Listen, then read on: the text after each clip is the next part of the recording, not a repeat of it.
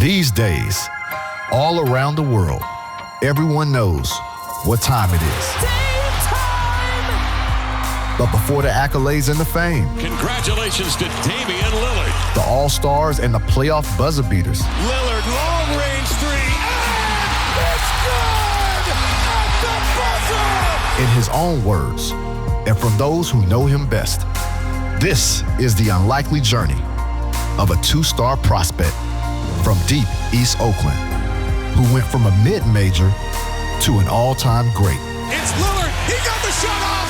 Lillard, good! I'm Chris Haynes, and you're listening to Behind the Bucks, the Damian Lillard story, presented by Gallagher on the Bucks Plus Audio Network.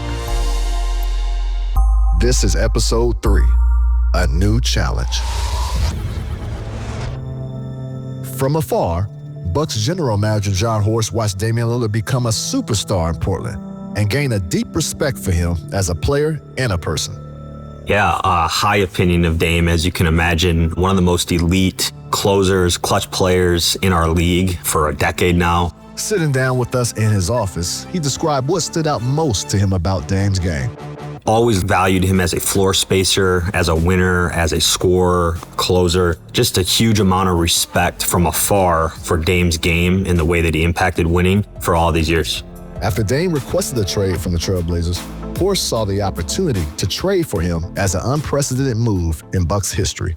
Our standard has always been to win and be as successful as possible year in and year out to sustain that success and hopefully give yourselves multiple opportunities to compete for championships. And Dame presented an opportunity for us to not only maximize the window that we're in now, but open up a window going forward as well. And getting a top 75 player of all time, putting him with another top 75 player of all time, really in the city of Milwaukee, in the state of Wisconsin, to have that level of talent, that level of the ability to close games, to score down the stretch, to impact winning, to lead the rest of an organization seemed like a really unique, special opportunity for us. And so we did everything we could, put together what we had to try to figure out a way to execute the deal. And obviously we did.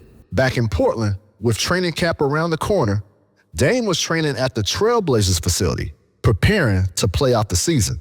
I go work out there. I go back home. I go up to my man cave and I was finna get on the game. Sitting down with me after a Bucks practice, he described the shock he felt when he had learned he had finally been traded. So I turn the game on, I'm waiting for it to load.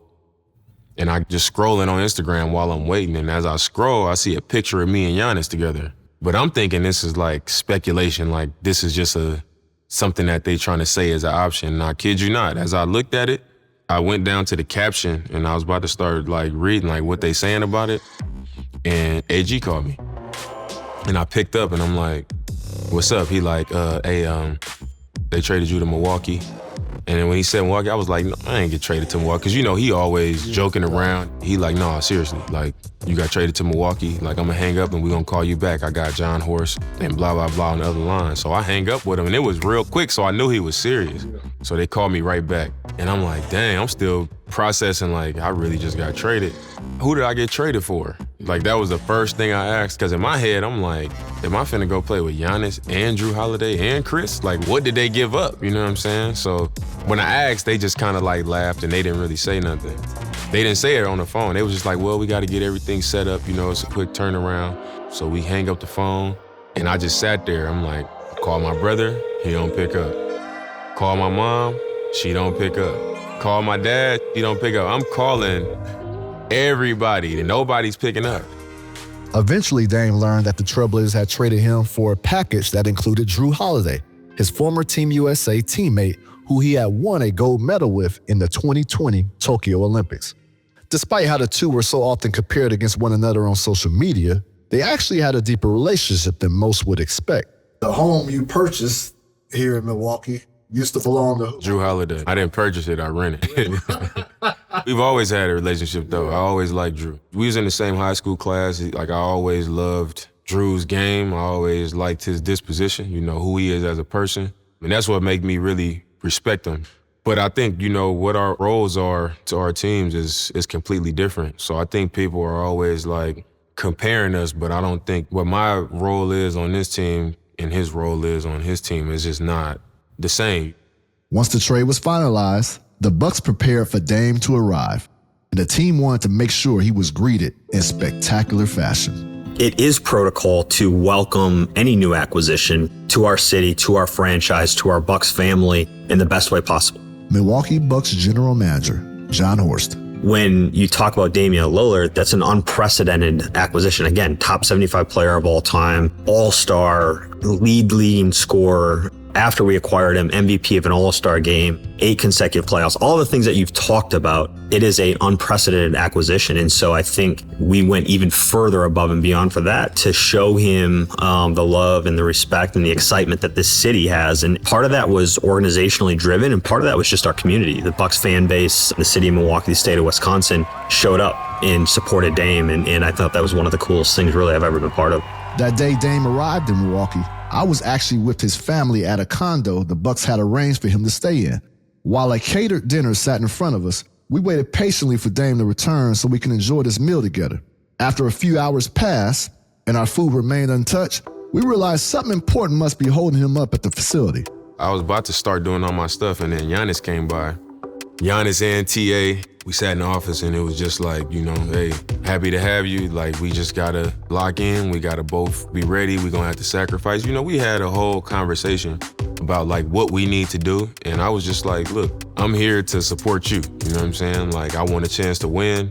You MVP. And like, I'm a person you're gonna be able to count on. When it comes down to it in games, when it comes down to it as a person, like who I am, you're gonna be able to count on me, and we'll figure it out from there. With Giannis and Dame committed to doing whatever's necessary to bring out the best in themselves and the team, Bucks general manager Jon Horst outlined his vision for how the two could maximize each other's talents on the court. The vision was for them not only to be the best versions of themselves, but to help each other doing that. Giannis benefits from floor spacing. There's no better floor spacer in our league, or maybe one other floor spacer in our league that's as good as Damian Lillard. Dame benefits from physical screens, targets at the rim, options to pass. Our team is surrounded with guys that can finish at the rim, that can catch, shoot threes, that can help him defensively. And so I think across the board, the vision was how can these guys help each other maximize who they are? Sitting down together after a Bucks practice, we reflected on our conversation that day. When you eventually got back home that night, we spoke and you told me, this is where I'm supposed to be. Yeah. What did you experience in that day that led you to believe like, this is right? Discomfort. Like once I felt a little uncomfortable, like damn, I don't know where I'm at. Like I'm driving place, I don't know where I'm at. This isn't my team, like I'm joining Giannis's team. I'm joining a new organization. Like I wasn't in my comfort zone. Like it was a new fight for me that I hadn't had to fight for over a decade. So it just kind of presented me like some hurdles, it gave me something to go against. On top of that, it came with the discomfort of like, I don't have nothing set up for like my kids. I have been living down the street from my mom for 11 years, and my brother, and my sister, and my cousins was right there. So like, I'm gonna have to deal with all of that stuff and expectations of winning. Like people expect us to win. That's what made me feel like this is where it's supposed to be this way. Like it's the test and then the reward that comes after the test, It was a challenging transition for Dame, joining the team right before the start of training camp. But as Pat Connaughton explains, dealing with adversity is where Dame thrives. Dame does a great job dealing with adversity. He's always had a chip on his shoulder in a good way. He's always had to deal with adversity, whether it's deserving to be an all-star starter for years and years and years in Portland and not getting that notoriety, whether it's, being counted out from that team being able to make the playoffs, or doubted that he's able to lead the team to a conference finals and things of that nature. He's always kept quiet if and when needed and just let his play do the talk. And he did a great job of making sure that, he stayed steady and in the face of adversity yet again. He stayed calm, cool, and collected, and that's kind of been his MO his whole career. And the organization's commitment to winning was clear from the beginning, and that resonated with Dame. The first thing I noticed was that everybody here does care about winning. Winning was a number one priority for everybody across the board.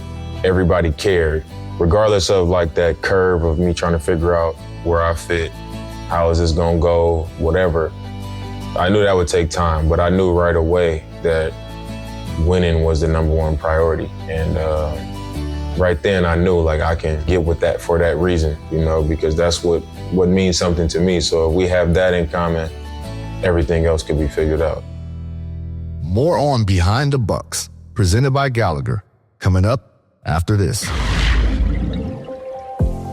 Behind the Bucks is presented by Gallagher. Trust is the foundation of any successful partnership, especially when it comes to managing risk and planning your future. That's why businesses turn to Gallagher. With over 95 years of experience, Gallagher has the expertise to help businesses navigate complex challenges and seize new opportunities. As a proud partner of the Milwaukee Bucks, Gallagher is dedicated to building confidence together. To learn more, visit ajg.com. Gallagher, your trusted insurance broker and H&R benefits consultant.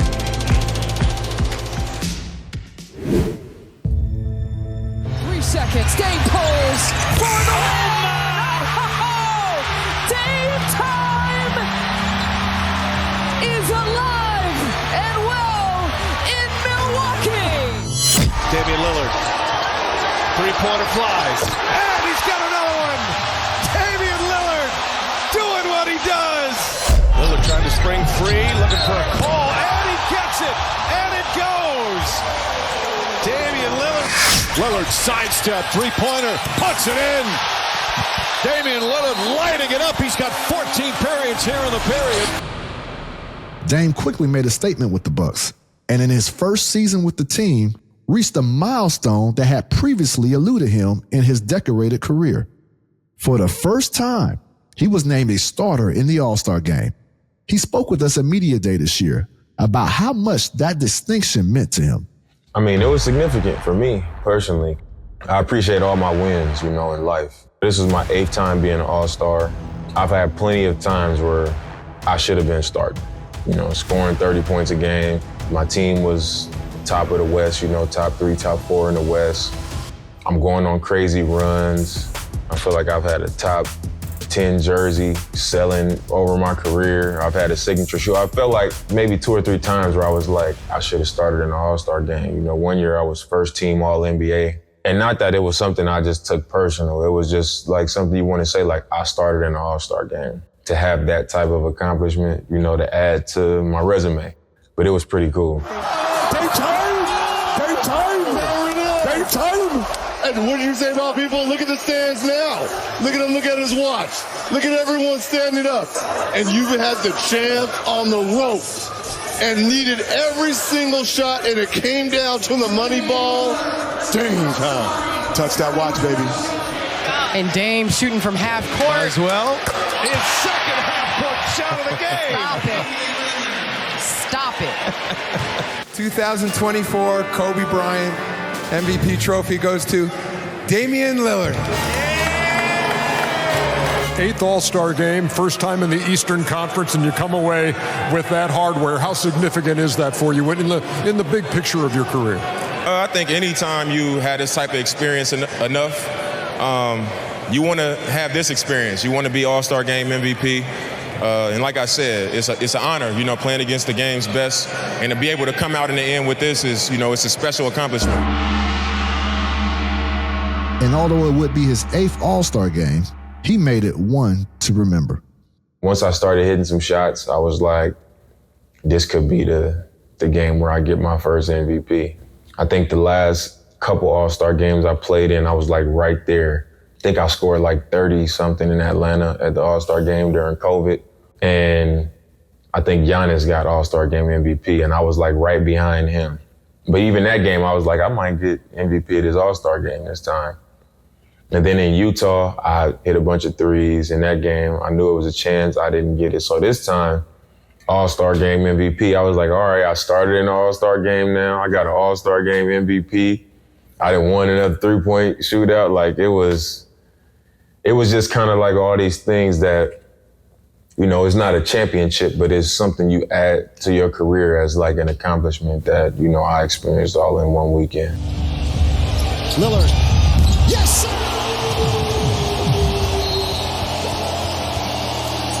This is a masterclass from Damian Lillard. has put up 29 points in the first half. Off balance. He's got it! And the foul!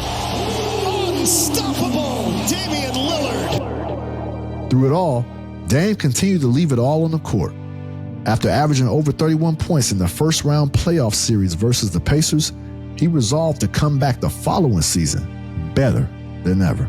I think this summer I was able to just get a lot of things in order. Like, I was able to get my team together on the schedule training-wise and getting a divorce out the way, getting my parenting time, so I know when I'm gonna see my kids. I know the amount of time I'm not gonna see them, just having everything laid out to where I don't gotta wonder about this or question anything. I can do my job and already know, where everything else is supposed to be.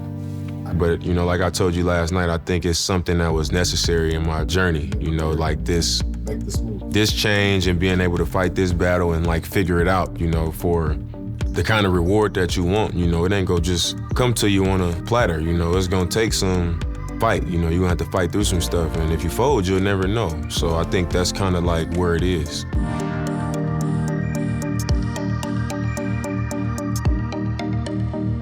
I'm Chris Haynes, and here's what to expect on the next Behind the Bucks, presented by Gallagher. Anybody who's a true leader understands that, you gotta allow people that room to, trust you and get to know who you are as a person. That gives them a better idea of, where you're coming from, exactly. And the spirit of, what you're saying. So whenever I'm gonna speak, I want people to understand, it's coming from a good place and a fair place. And then coming into this season, I think it was just time. They know me better. They know my character. They know my behavior at this point. So now I think it's time to impose myself more. Not scoring the ball or playmaking. It's who I am. This year I was I need to impose myself more on this team. This has been a Bucks Plus audio production.